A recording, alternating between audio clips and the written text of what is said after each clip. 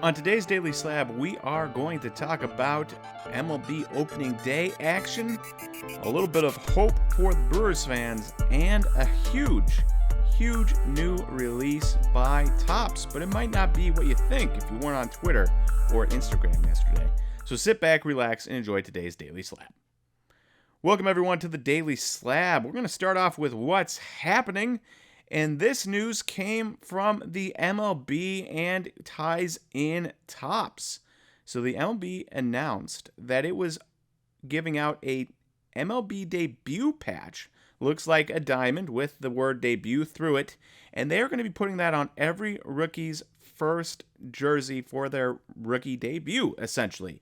So Bryce Terang of the Brewers, you can see his jersey here. You can see the patch on his sleeve there right underneath the logo.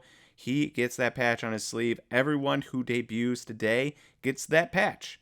You do debut tomorrow, you get that patch, and so on and so forth throughout the rest of the year, and probably, I don't know, the rest of as long as Fanatics and the MLB are partners, they will be having these patches. And these patches, of course, are going to be taken off the jerseys. I don't think they're taking the jerseys. They're, of course, going to let the player keep his first jersey, but they will take the patch off and then put it into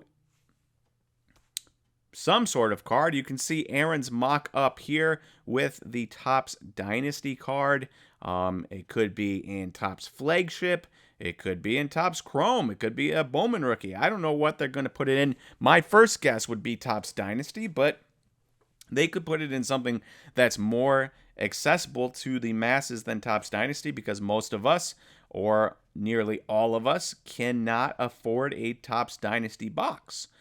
So we'll see what they put it in, but from a just pure genius standpoint, from a enjoyability standpoint, from a goes over well standpoint, they knocked it out of the park. At least in my opinion, they knocked it out of the park with this patch.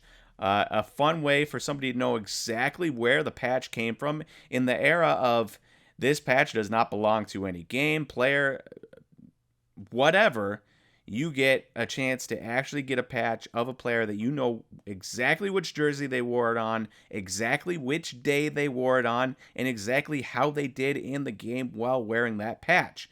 I imagine it's going to be a 1-of-1 patch unless they break it up into 2 and make it a 1 out of 2. I don't think they're going to get more than 1 or 2 patches out of it. Doesn't seem that big, but nonetheless, a very, very, very cool idea by Fanatics, by Topps, by the MLB to include this in. And I hope they do this with everything. They're going to be getting the NFL. They're going to be getting the NBA. They're getting tennis. They're getting all sorts of sports.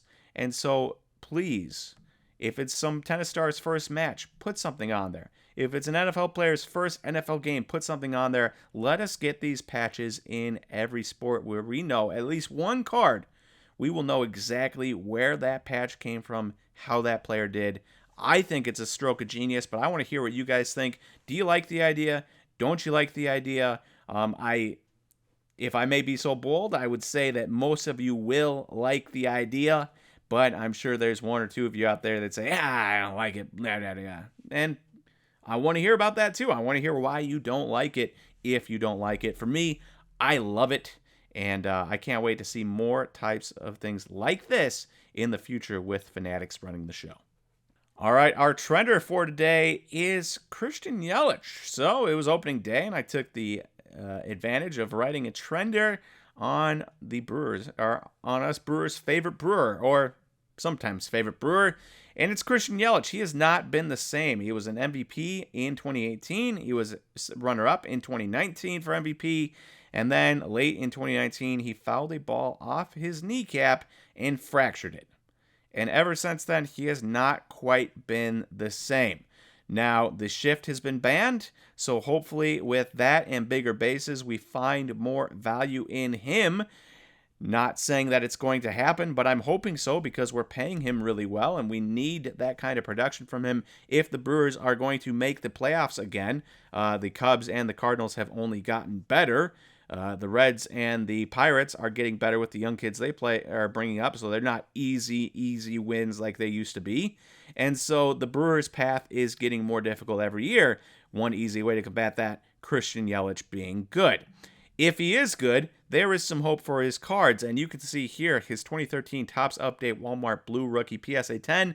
Well, that has dropped $309 and 65% in the last 2 years. Now, a lot of cards have dropped a long distance in the last 2 years.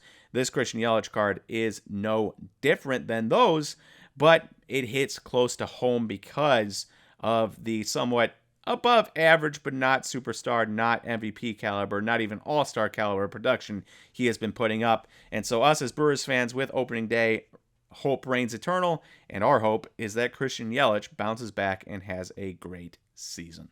Speaking of opening day, our second what's happening of the day is opening day action. And, well, I'm recording this after the Brewers game, and it did not go well for my Milwaukee Brewers. Marcus Stroman was hard to hit. He was striking guys out left and right. We looked hopeless against him. Despite opening day being filled with hope, we looked hopeless. Corbin Burns got rocked a little bit, giving up 4 runs, and it just was not our day, losing 4-0. Not what you like to see as a Brewers fan, especially after last season, how that ended, missing the playoffs by a game, trading Josh Hader away in the middle of the season when we're up in the division, and then you come out opening day and you lose to your division rival Cubs. Not the best start to the season. But you know who has had good starts? O'Neal Cruz. He hit a home run off of Hunter Green to start the year. Wander Franco has a home run and a single to start the year. Aaron Judge's first at bat was a home run. So many guys are starting off the year hot. One guy that is not starting the year off hot, Jacob deGrom, in his it's Texas Rangers debut. He didn't even make it out of the 4th inning. He gave up 5 earned runs. Not what the Rangers were hoping for when they signed him to that massive, massive free agent deal. So we'll see if he turns that around or if the Mets were geniuses for letting him go and signing Justin Verlander instead. But a lot of good baseball played on Thursday. Looking forward to a great season and hopefully looking forward to the Brewers picking it up and starting to win some of these games against the Cubs this weekend. And lastly, today is the 31st, which means the 30th has happened, which means our most recent SGC submission has gone out.